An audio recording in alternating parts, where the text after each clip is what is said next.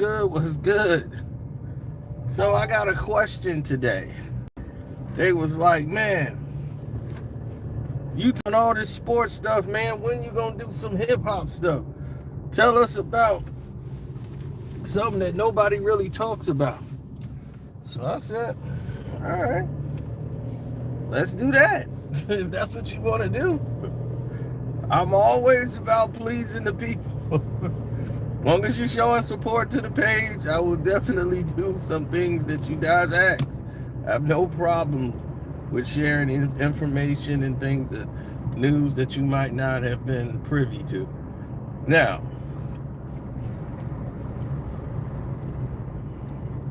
oh yeah, hit the like button. The movie was alright. I had to go to the movies. It was alright. I do it on my Screen Fiend channel. I'll let y'all know the movie review and how that was and all that stuff. But oh yeah, of course. Took my Pistons in the points. Knew we were topple Cleveland. As I told people, we ready. Now,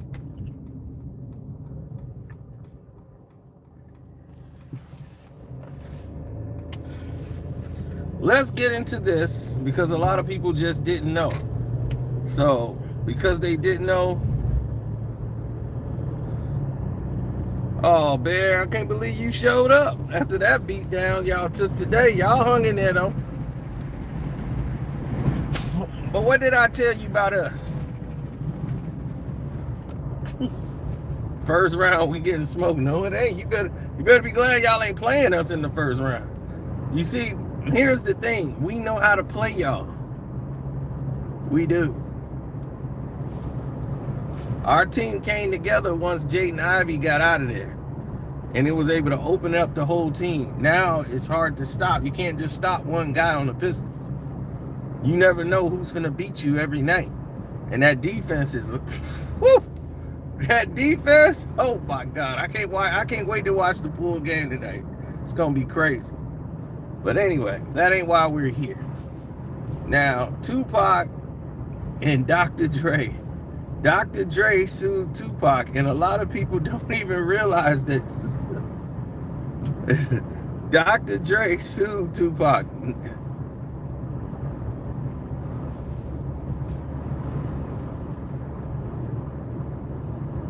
It never got settled because Tupac died.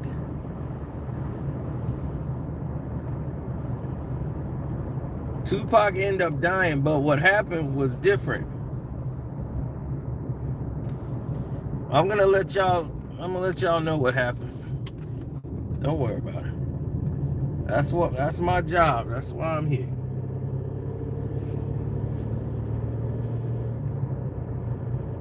That's right. I think we discussed this earlier when we were doing a breakdown. So, Dr. Dre was performing with Nas, right? And he did the Nas Is Coming. Dr. Dre was finna produce the entire album. And the album was entitled Nas Is Coming. And it was like produced by Dr. Dre. And that was taboo. Now, this is coming out in 96. Dre had just left Death Row. Nobody knew yet. And he was in New York working with everybody. He was working with LL Cool J. He was working with Def Jam. He's working with everybody in New York. Russell Simmons. So they got him in New York because in Cali, it wasn't good. So he went out to Cali and he's working with Nas. And it was like, okay, let me work with Nas on this. Nas Is Coming. He wanted a Dr. Dre track. So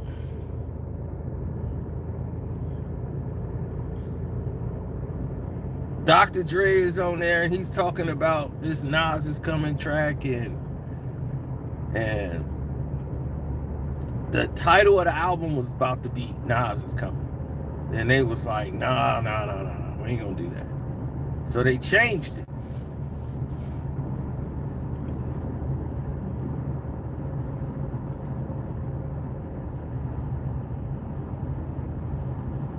He used the same lyrics he did when he did the Dog Pound song.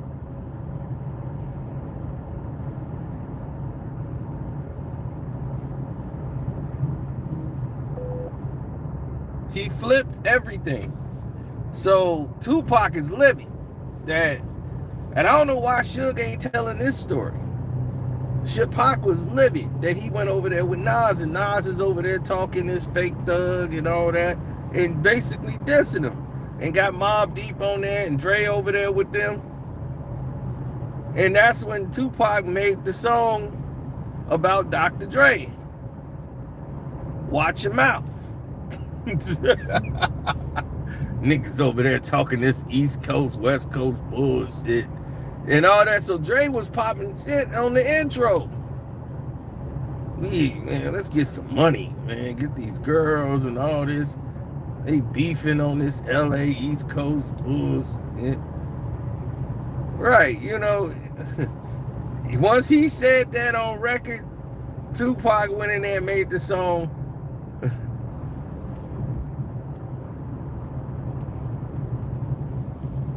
Talking about Dr. Dre. He was like, what he said, Dr. Dre, swag and shit. Ain't gonna get no record sales sucking Nas.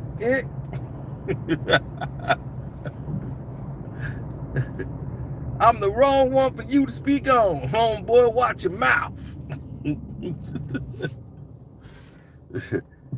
Homeboy, watch your mouth. Yeah, so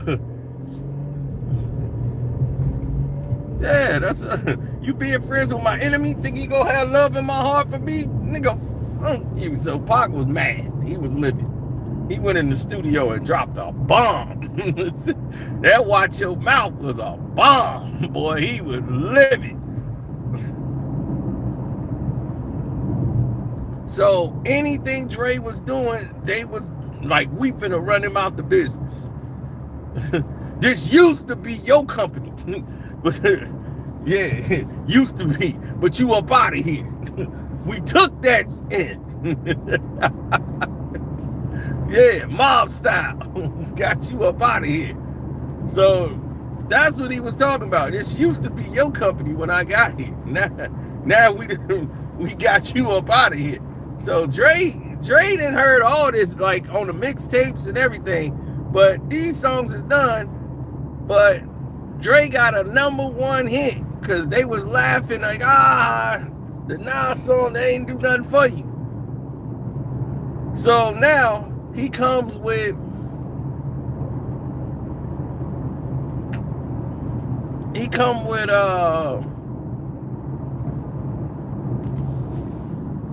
with a whole new project, right, with Blackstreet. So Dr. Dre and Teddy Riley worked on that beat with Blackstreet.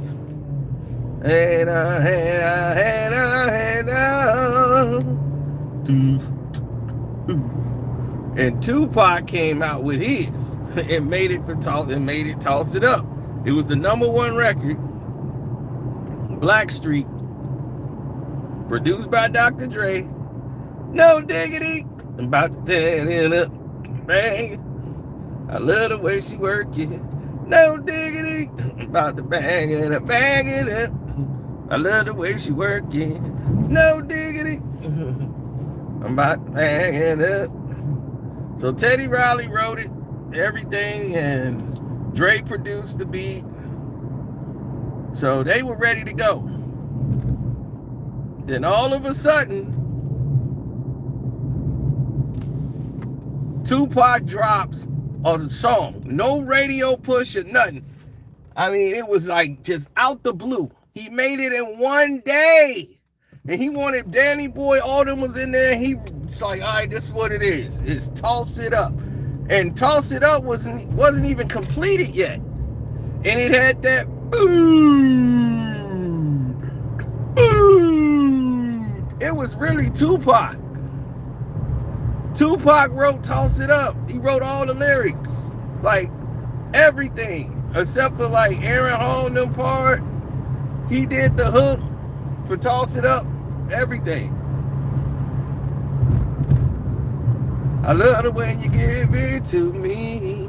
Let me see you toss it up. I like. So, all they had to do was sing it. Pac wrote it.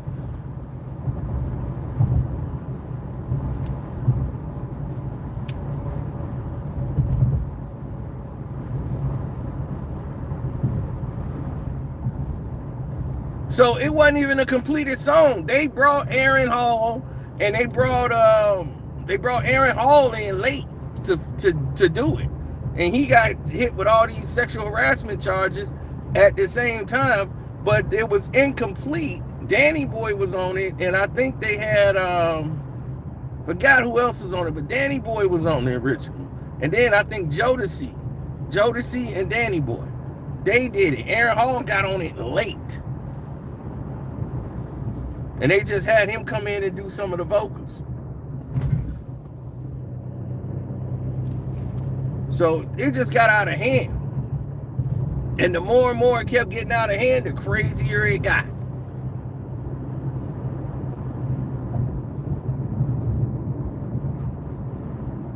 Yeah, that's why on the beach, they was filming the video. Dre filed a lawsuit in court stopping them from playing the song on the radio. So they couldn't play Toss It Up on the radio no more. Dre filed a suit for infringement on the copyright on his song. Like, that was his beat. They took his music and everything. So Toss It Up was removed. And they couldn't play it on the radio. Pac was pissed. Pac was pissed. Oh, he going to the courts? Oh, man. Took Tupac, he sued Tupac and Death Row Records for playing that song. They cannot play that song. So he got an injunction in there.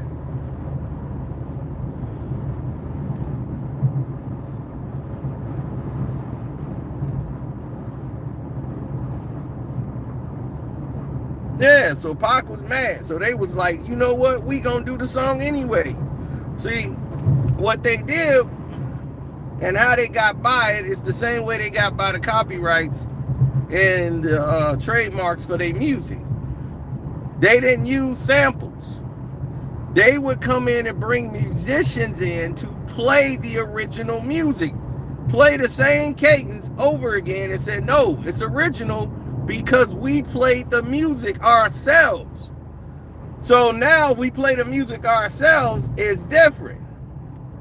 We didn't use the sample. See, rappers used to use samples back in the day. This was different. No samples. So when you hear the Toss It Up now, it was changed so it could be approved and put on the album. They used they had redid the entire music over again and had them come in and play the music live. Like, come in there and play that thing from scratch. So they remade Toss It Up. So the whole thing, when they was filming the video on the beach, it didn't make it.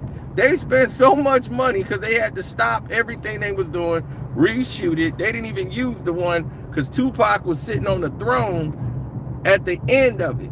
There was a throne and Tupac was sitting on it, on the throne.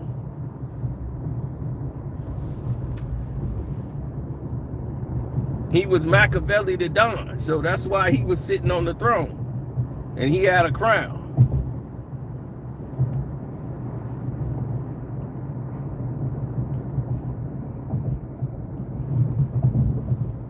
Only certain people have seen that footage. I'm quite sure it's on YouTube somewhere. By now, that's on YouTube. Tupac is on everybody's dancing around and Tupac is sitting in a red throne. It's like a gold and red throne, king's chair, and he got like a crown.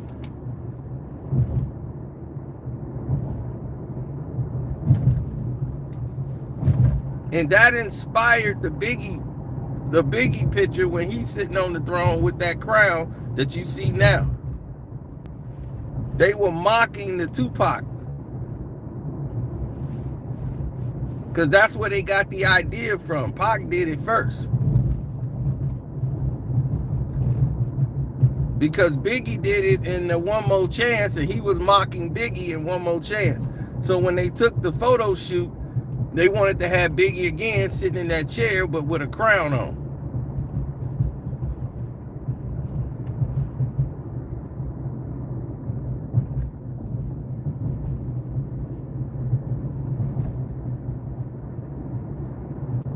And Pac just wanted to show them Biggie ain't a king. He was like, Biggie's no king. I'ma show y'all. Anything he could do, I'ma swallow him. I'ma beat him at his, anything he do, I'ma do it and do it better than him. So that's what he wanted to do. He wanted to personify everything that Biggie talked about. Oh, he talking about all these clothes, Versace? I'ma rock Versace. And I'ma be the flyest dude in Versace. I'ma make him so sick of seeing me in Versace. He gonna be sick.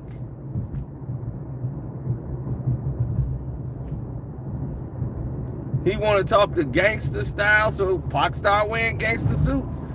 No more blue jeans and gym shoes. Nah, that's old.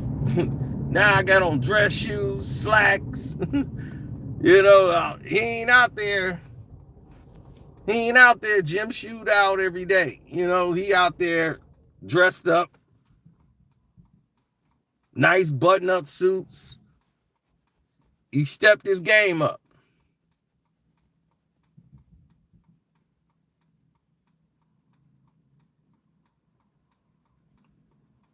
He was. Pac was envious. He was mad and envious at the same time because he felt like, man, y'all blew up and y'all ain't looking out for me.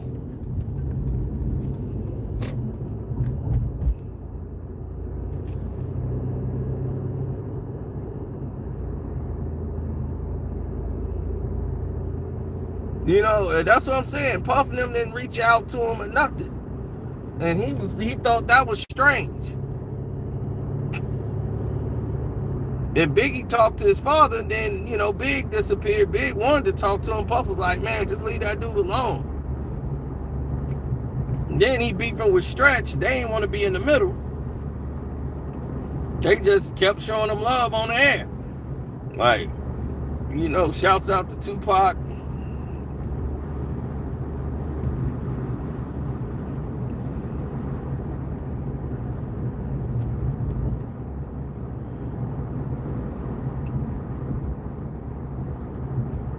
Oh, that R-worded in jail thing, that was Wendy Williams. She started that crap. She just started that up. I'm like, they ain't do that to no damn Tupac. I knew that was a lie, and it just kept going and spreading, and then the guards who didn't like him wanted to spread that rumor because it hit him up.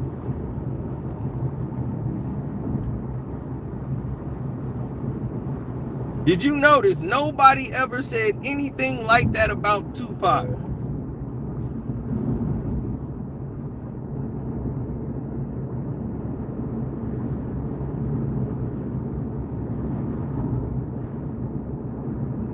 Nobody ever said anything like that about Tupac until hit him up.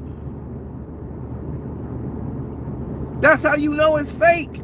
If it was real, if Tupac got R-worded in jail and it was real, when he got out of jail, they would have been running with that story all over. The moment he made hit him up, all of a sudden Tupac got R-worded in jail.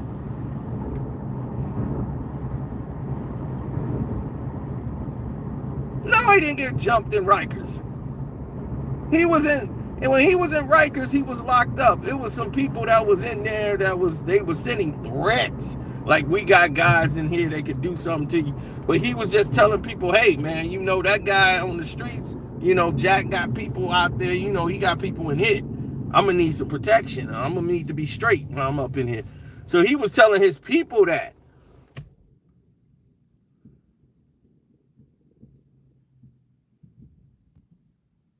Why are all these police at the gas station? Like it's a police convention.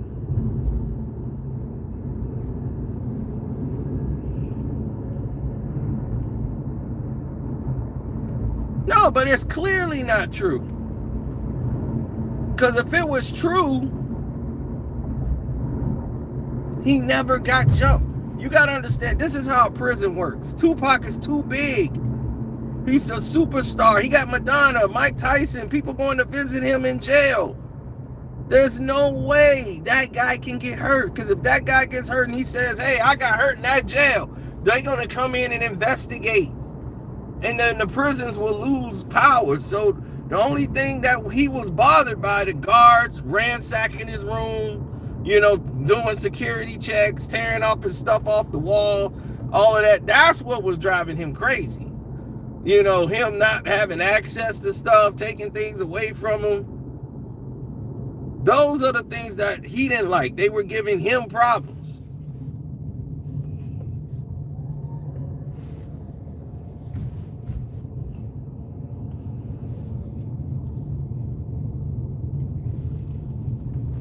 So it wasn't on that level at all of what y'all probably thinking about.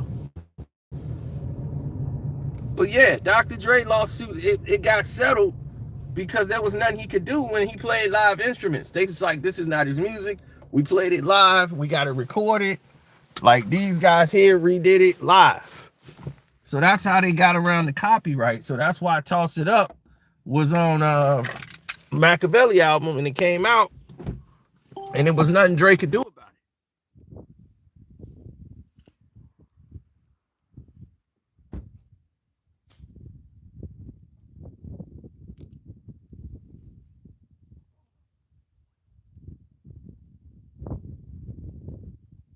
It's real talk, man. There was nothing he could do about that.